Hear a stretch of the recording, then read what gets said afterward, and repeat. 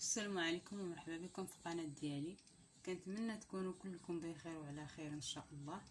اليوم غنشارك معكم طريقتي في السلطه ديال الفواكه.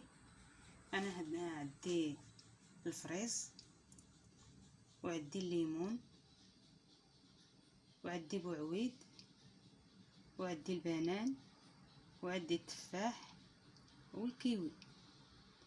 والفواكه راه على حسب اللي متوفر ديروه، ماشي بالشرط ديروا هذا الشيء اللي درت انايا. اللي متوفر عندكم ديروه. انا غنخليكم دابا حتى نصايب هاد الفواكه ديالي نقطعهم ونعصر الليمون ديالي نعصرو ونرجع معاكم. انا رجعت معاكم بعد ما قطعت الفواكه ديالي، ها هما، وعصرت الليمون. دابا غنبدا نعمر في الكيسان ديالي. بسم الله على بركه الله.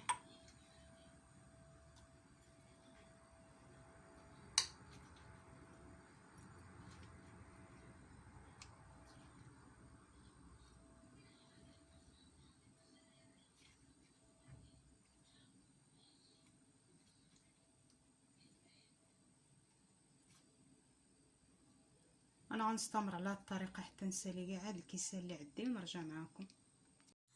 انا رجعت معاكم بعد ما ساليت السلطه ديالي في العماره ديال الكيسان.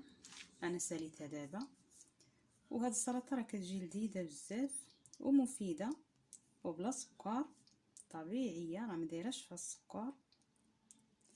وهاد السلطه راه كتجي زوينه في هاد رمضان، الفواكه بحال هكا.